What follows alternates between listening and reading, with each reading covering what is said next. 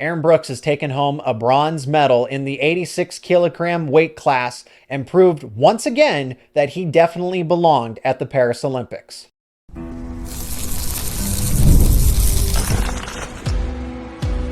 You are Locked On Nittany Lions, your daily podcast on the Penn State Nittany Lions.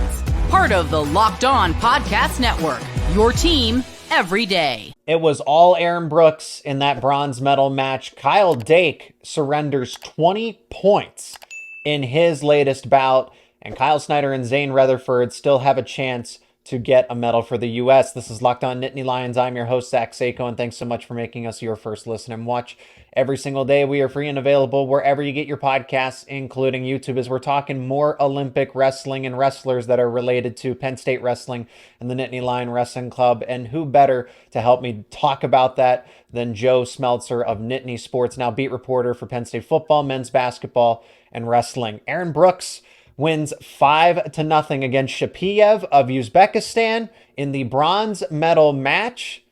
And I didn't see any signs of weakness from Aaron Brooks, Joe. And he proved that he belonged there, because there were actually people, when we talked about what we said yesterday and how, oh, well, David Taylor would have won and David Taylor would have been able to take on Yazdani, and Aaron Brooks doesn't belong there. He just knew how to beat David Taylor.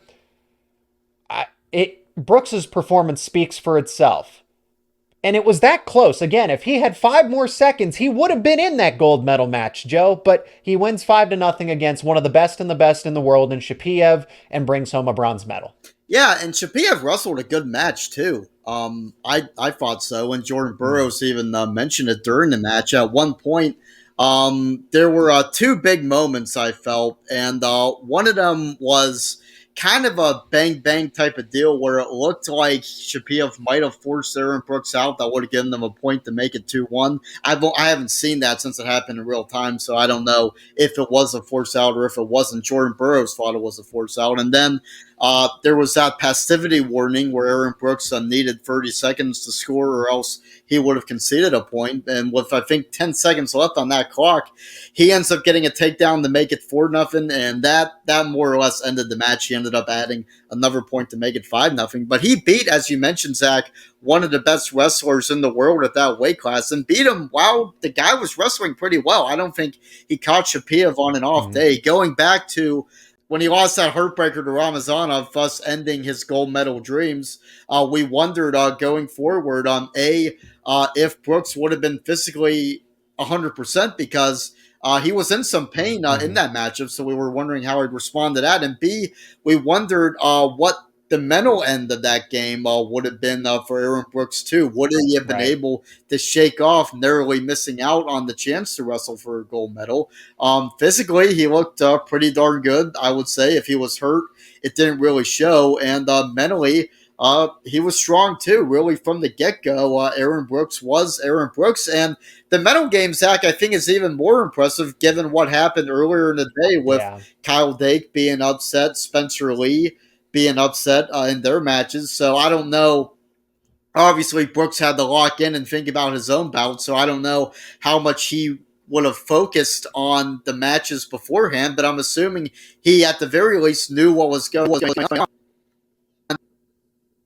Back of his head saying, okay, I need to win a medal now, not just for Aaron Brooks, but Team USA really needs it, because it's been a pretty disappointing tournament so far on really all angles. So there was some pressure on Brooks to get to the podium, not just for himself, not just for Penn State, NLWC, his family, friends, etc., but also Team USA really needed that boost, and Aaron Brooks brought his A game, and it doesn't really make up for Kyle Dake and Spencer Lee missing out on gold medal opportunities, but it was definitely something that Aaron Brooks and Team USA needed.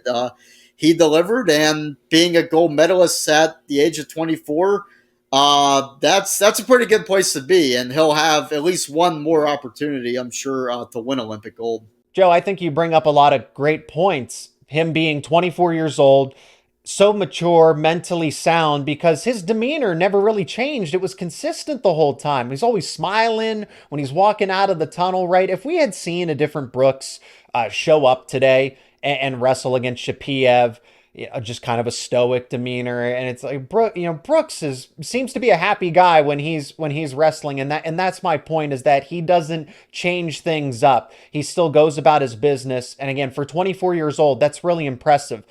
And again, he's 24. He could probably wrestle for the next, at least at the least 2 Olympic cycles. Being 36 is going to be a stretch. Only Jordan Burroughs is somebody that can at least compete in that space. So that's hard to project further out. But there's always going to be that crowd that just believes, for whatever reason, that Aaron Brooks doesn't belong here, that he got in the Olympics by luck. Look, I get it. Zahid Valencia, that was a close match. David Taylor, even though Brooks seemed to be in control, that was more or less a close match. It wasn't a dominant victory by any stretch of the imagination. But you don't get to the Olympics by accident. David Taylor's not there. Zahid Valencia's not there. And there's a reason for that. I also want to point something else out with the age thing. Aaron Brooks being 24... did David Taylor win any Olympic medals at the age of 24? Right? Kyle Dake had his number a long time ago. It wasn't until things changed. So Brooks's timeline right now projects very nicely. If he's taking 3rd place in the world, let me say that again for people that don't get it. You are the 3rd best wrestler in the world at the age of 24. So what does that look like when you're 28? And then the next 3 years in between that, at 25, 26, 27. So his timeline is setting up very nicely for him to dominate this weight class and be at the top of it for the foreseeable future. Yeah, Zach, and I'm glad you brought up David Taylor. Not only was he not winning Olympic medals at 24, he never won a world championship until he was 28. And I think when a lot of people think of David Taylor, they think, okay, this guy was a 4-time state champ in high school, one of the best college wrestlers ever, an Olympic gold medalist, 3-time world champ, 4-time world medalist. They kind of just think that he just kept dominating from high school all the way through his freestyle career. And that really wasn't the case. There was a bit of a gap, a somewhat significant gap between the time Taylor left Penn State and till the time he won his first world championship. And Brooks has a chance to win a world championship this fall. It seems he's already won one. He won one in 23. Yeah, and that's an under 23 world championship, but now he's going against the very best of the best, and it's easy to forget that this is Aaron Brooks' first senior wrestling tournament at any level, and it just happens to be the Olympics. So this guy's got a lot to go for. Obviously, he has almost a 4-year head start on David Taylor because he's won a big-time medal at freestyle. David Taylor didn't do that until a little later in his career. But obviously, Aaron Brooks isn't looking to be the next David Taylor. He's looking to be the first Aaron Brooks. He's doing a pretty good job at that so far. And something I want your opinion on, I think that you'd be hard-pressed to find a Penn State athlete in any sport that's had a better year than Aaron Brooks has had in 2024. You think he wins his 4th national title, only 7 guys have done that, wins the Dan Hodge Trophy, not only qualifies for the Olympics, but does so in his home arena, beating a wrestling legend twice to do so. Now he wins an Olympic medal, and he still has a chance to win a world medal or a world championship. So I know there's a lot of Penn State fans that, and I say this respectfully, that only really follow the football program closely, and therefore they'll hear a statement like that and think it's almost blasphemous and say, well, what about John Capoletti, Todd Blackledge, etc.? But I'd have to really dig into it. But as far as just thinking off the top of my head, I can't think of another athlete in any sport that has had a more successful season in their sport than Aaron Brooks has had in 2024. It's just been win after win for him. That's well said, Joe. And I don't think that's a hot take either. I think that's just the fact of the matter. And you mentioned Aaron Brooks's collegiate resume. He's how many months removed from wrestling folk style full time? So that's the even more impressive part of all of this, Joe, is that he becomes the 3rd best in the world on the senior circuit, as you've mentioned, on top of just what? Okay, so we're in August, right? He finishes the NCAA championships in March. and he's got to immediately pivot to focus on freestyle. And I know yes, the same techniques can apply over to freestyle. I understand that. But when you're focusing on folk style for a majority of your, the past 4 years here, 5 years, and then you go against the best of the best on the freestyle circuit and you take third in the world at the age of 24, this is not by luck. This is not by accident. And it's really frustrating that people are trying to make that argument that, oh, David Taylor, Father Time's undefeated. Okay? There's a reason David Taylor retired and decided to go into coaching. He knew that his days of wrestling, like this was going to be it for him, and ride off into the sunset as hopefully a winner at the Olympics. But it didn't turn out that way because somebody named Aaron Brooks showed up and took that spot. Still to come on this edition of Locked On Nittany Lions, Joe and I react to Kyle Dake losing to Takatani of Japan by a score of 20-12. What that means for Dake's legacy. That's coming up next here on Locked On Nittany Lions. And today's episode is brought to you by FanDuel. I love sports, and I love them so much that I never want them to stop. But as the playoffs come to an end, we get fewer games and the sports aren't exactly sportsing like I want them to. But FanDuel lets me keep the sports going whenever I want. All I have to do is open up the app, dream up some bets anytime that I'm in the mood. And this summer, FanDuel is hooking up all of its customers with a boost or a bonus daily. That's right. There's something for everyone every day, all summer long. So head over to FanDuel.com and start making the most out of your summer. And if you look over at FanDuel.com right now, you can see the lines for Penn State versus West Virginia. Penn State is currently a 10.5-point favorite, minus 360 on the money line with a total set at 50.5. If you like those lines, you can bet them all right now over at FanDuel.com. You can also bet on WNBA, the Olympics, Major League Baseball, and so much more. Again, that's FanDuel.com. FanDuel, an official sports betting partner of Major League Baseball. Yeah, absolutely. And you got to think, I don't want to speculate too much on Kyle Dake. He just, he's still wrestling for a bronze medal. He just lost his chance for a gold medal a few hours ago. But it definitely seems, based on reports that were out there leading into these Olympics, that whenever Kyle Dake hangs up the boots, which he's 33 years old, same age as David Taylor, that might not be too far off, but he's going to end up going into coaching as well. But yeah, it's you never want to assume too much with a guy that's 24 because, look, we watched Jane Cox retire. He was only 29. Mark Hall retired at 27. It's really a young man's sport.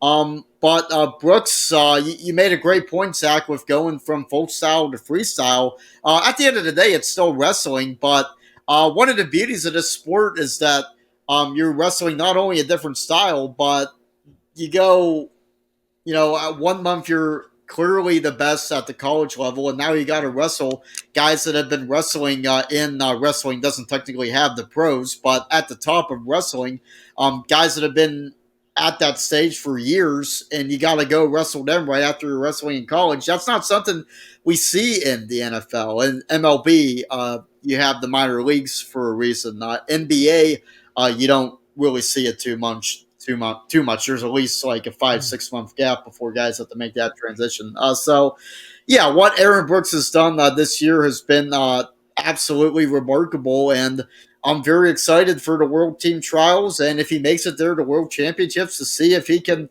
add some more hardware before 2024 gets out. Okay, Joe, you mentioned Kyle Dake, so let's now pivot because as amazing as Brooks' bounce back victory was for bronze, Kyle Dake comes up short. I think he was minus 900 in the betting odds to win gold, and Takatani takes him out in that semifinals matchup. And what's surprised, it's not that, Takatani was so far behind, Dake should have won. What surprised me the most, Joe, was the score. This was a 20-12 final. Most of these matches, again, around 6-4. Spencer Lee's was fairly low scoring for his gold medal bout. And, congrats, hats off to Spencer Lee for taking silver. But Kyle Dake is going to once again wrestle for a bronze medal at the Olympics. So he probably feels like he didn't live up to his own personal expectations. But just seeing somebody like Dake, and if you watch some of our, older conversations from the Olympic trials that were held at the Bryce Jordan Center, it is just so tough to score on Dake. He's a defensive tactician, and he gives up 20 points in one match. Yeah, absolutely crazy. And hats off to Takatani. I didn't really know too much about him going in. I wish I would have known more, but he was just he just could do no wrong. It was his day, and Kyle Dake didn't have an off day either. You go back. I got up. I don't know if you did, but I was up bright and early to watch Kyle Dake's first two matches. The first one he wins in about a minute 20 seconds. The second one he gets a pin and ends up winning. I think it was 11-1. So we're thinking, okay, this guy probably was the best bet USA had to win a gold medal coming in anyway, and now he's just clearly looking at his best, and this is just a bulldozer that nobody's going to stop. But Takatani had a plan. He executed it very well, and to score 20 on a guy like Kyle Dake is absolutely crazy. And Dake's 33 years old. He's going to be 37 by the time the next games roll around. It's definitely fair to speculate, if not predict, that these are Kyle Dake's last Olympic Games. And it kind of begs the question, will Kyle Dake go down as the greatest American wrestler to never win a gold medal? Here's a guy that is a 4-time world champion. I think he's a 5-time world medalist. He's an Olympic medalist, likely to be a 2-time Olympic medalist, but no gold medal. And it's a shame for all that Kyle Dake did. He's one of the greatest college wrestlers to ever live, too. For all he's done in wrestling, people are still going to say, it's a shame he couldn't win that gold medal, but that's just the way it goes sometimes. And had Kyle Dake won a gold medal, I think he would have been firmly in the conversation for, at the very least, being on that wrestling Mount Rushmore, free and folk style combined. If not, and I think he could have, in a lot of people's minds, put himself into the greatest of all time debate when you looked at what he did. Had he had won a gold medal, nobody in history would have won 4 national titles plus an Olympic gold medal except for Kyle Dake, and Penn State fans should know the first guy to do it, but in case they don't, I'll say the first guy and only guy is Kyle Sanderson. So he would have been firmly in that greatest of all time debate, in my opinion at least, but without that gold medal, I don't think he's in that conversation. Mm-hmm. Joe, I want to bring up a point about how a lot of this, everyone talks about this for football and basketball, baseball. I understand it. Just how matchup dependent, especially when the talent level is, like this close, like it's razor thin. There, on any given day, I feel like anybody can win at the Olympics. So yeah, you're going to have your favorites. You're going to have your projections. You're going to say, oh, this guy's the best of the best. Well, look at this. Aaron Brooks, in the prelims, knocks out the top seed at his respective weight class, then wins the following match by tech fall, and then loses by 1 point to the eventual gold medalist, who probably not a lot of people were picking from Bulgaria to win the gold medal, with Hassan Yazdani there. And I know, watching that match, Yazdani was definitely not 100%, and I hate it. It pained me to watch that match, because we're like, okay, do we know it's not that Yazdani is being defeated, it's that he isn't putting up a winning fight because he can't, besides the point. But just look at how the different, David Taylor is better than Yazdani in a head-to-head matchup, but Aaron Brooks can beat David Taylor, and who knows if he would have beaten Yazdani, right? So it's all like matchup dependent. Then you compare Kyle Dake and David Taylor. Dake got the best of David Taylor countless times. So it's like all these things are almost, you just wrestle better against certain competition, and what you need to judge people by is the total overall accolades at the end of the day, because sometimes you're just better against a specific wrestler, but you're not better than the rest of the field, and that's understandable. I don't know. I think that the overall accolades, like you mentioned, Kyle Dake falling short, it's going to be tough to put him into that conversation. But again, head-to-head against David Taylor, he wins. Yeah, it's pretty similar, I think, to, NCAA tournament season. I remember talking with the high school basketball coach at my alma mater, West Allegheny. I was a statistician for the basketball team, and I would ask him probably mid-late February, I would say, who do you think's winning the national championship? And he he simply said, I got to wait to see what the matchups are and what they look like. And obviously, in March Madness, a lot of these upsets are, a lot of them are luck, but a lot of them are just a very good team running into a team that isn't as talented, but is built to beat that team. And another example is Aaron Brooks beating David Taylor, which we've mentioned throughout the past 2 days, but that was a good matchup for Aaron Brooks because of obviously the familiarity factor with David Taylor being in NLWC and with Kale Sanderson being both of their college head coaches, and with Kale Sanderson being the guy that David Taylor and Aaron Brooks both, frankly, looked up to growing up and tried to pattern themselves after. So does David Taylor beat Ramazanov? Possibly. Does that make David Taylor better than Aaron Brooks? Not necessarily. The transitive property doesn't really apply, I don't think, in sports. And I think these Olympics and the trials, for that matter, were a great example of that. It really is all about the matchups. Still on the way, Zain Retherford and Kyle Snyder have an opportunity to wrestle for gold themselves, but how difficult are their individual paths? We'll discuss that and more coming up next here on Locked On Nittany Lions.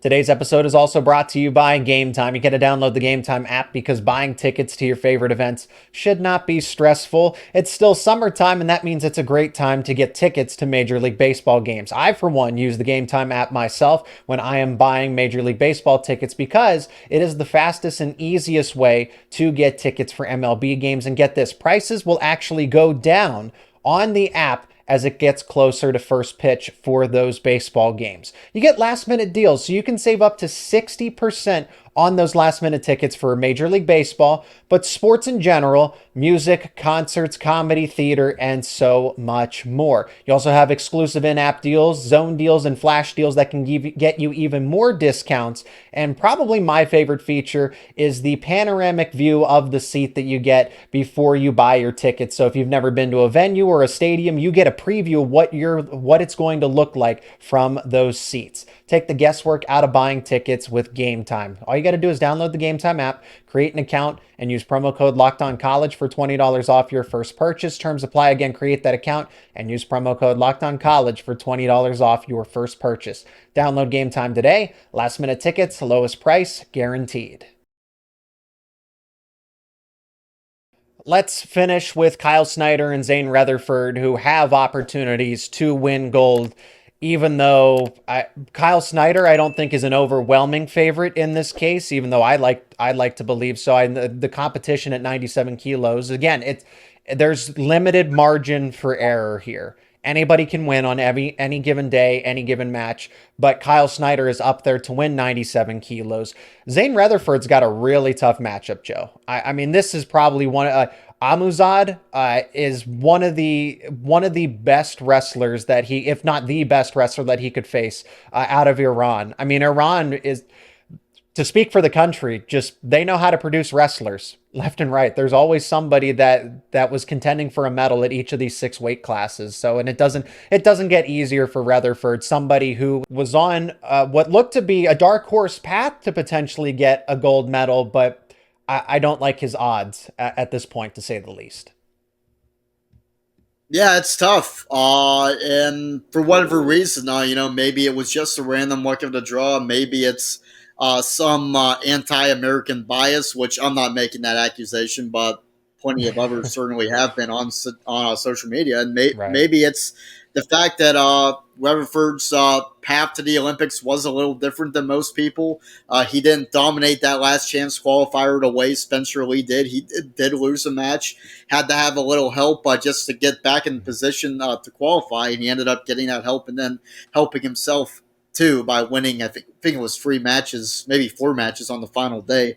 But yeah, it's going to be tough for Zain Retherford, going to be tough for Kyle Snyder. And I'm glad you brought up, Zach, that Kyle Snyder is almost an afterthought in these Olympics, because this is a guy that won a gold medal after his sophomore year of college, and you would think that it would be just all uphill from there. But winning a gold medal is really, really hard, and Snyder didn't win gold in Tokyo. Isn't looking like a favorite to win gold now, and that just shows a really how tough it is, and wrestling's a very difficult thing to bet because you never know when a guy's going to run into a matchup that just doesn't work for him, and you never know when a guy's simply just going to get hurt within the first 30 seconds of the match, which unfortunately happened with Hassan Yazdani. But yeah, a lot is going to be told, I think, in Zain Retherford's first match. One of the bright spots to being in that situation is that if he wins that first match, he gets probably his stiffest competition out of the way right away. Absolutely. Yeah. So Zain Retherford and Kyle Snyder have an opportunity to win gold, even though the odds aren't exactly in their favor. It'll be nice to see an American and a Nittany Lion Wrestling Club member bring home some more medals to go along with what Aaron Brooks did at bronze. And then, again, kudos to Spencer Lee. Again, we're all on the same team here as Americans. It doesn't matter that he's with the Iowa Wrestling Club at this point in time. We're all on the American Wrestling Club here. And Spencer Lee to win silver, I mean, that's just as darn near impressive as well. Again, people forget, just because they come up short, you only wrestle 3 to 4 matches in this case, right? So it seems like it goes by quickly, it goes by fast, but these are the best of the best in the world. And that's what I want to remind people, is that on any given day, anybody can win. So the fact that you do advance that far, I think, is even more so impressive, because it is the best of the best and anything can happen. And if you are one of the best in the world if you medal. So I don't think enough people remember that when they react and say, oh, it's disappointing they didn't get gold. It's disappointing that they didn't even medal. And it's like, these are the best 8 to 10 wrestlers in the entire planet. The fact that you even make it out to Paris is impressive. Yeah, for sure. And obviously, you'd like to have as many medals as possible, as many gold medals as possible. But of course, just simply being there, these are some of the best really ever that we're watching. Obviously, Hassan Yazdani, his tournament didn't go the way a lot of people expected it to, but still, he's 3 Olympic medals and 3 appearances in the final match. That's pretty historic stuff. And Kyle Snyder, he's going for a chance to win 2 Olympic gold medals, which I think only 3 Americans have ever done. John Smith being the most recent one, became a legendary coach at Oklahoma State. And then we've also got to watch Kyle Dake, who obviously it didn't go according to plan for him, but that's still one of the best American wrestlers of all time. And we're also seeing a guy that could be building a pretty legendary freestyle career to go with his legendary folk style career in Aaron Brooks. So, there's a lot to be said for all these guys.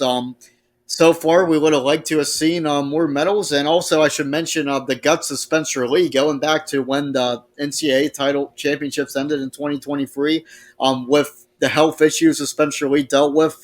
There were people speculating whether he would even try to make the Olympic team because of how beat up he was. But not only does he make the team, he darn near wins a gold medal at 57 kg. So yeah, it's just there's something to be said for all these guys, and honestly, it's been a joy to watch, and it stinks that it only lasts for a few days. And that'll do it for this edition of Locked On Nittany Lions. That is Joe Smeltzer on the other side. You can check out Joe's work over at NittanySportsNow.com. You can follow him on X. All of his platforms and socials will be linked down in the description. Joe, thanks for the time as always, and another great conversation around Penn State affiliated wrestling. Likewise. Thanks again, Zach. And as always, thanks so much for making Locked On Nittany Lions your first listen and watch every single day. Be a part of the discussion down in the comments section about Aaron Brooks and what you thought of his performance. And if you're not already, become an everydayer, subscribe to the YouTube channel and wherever you get your podcast. Now, for your second listen, check out Locked On College Football with Spencer McLaughlin, as he's talking all things with this brand new landscape in college football. We're talking conference realignment, expanding college football playoff. It is brand new, and Spencer is covering it all. That's Locked On College Football, available on YouTube and wherever you get your podcasts, part of the Locked On Podcast Network, your team each and every day.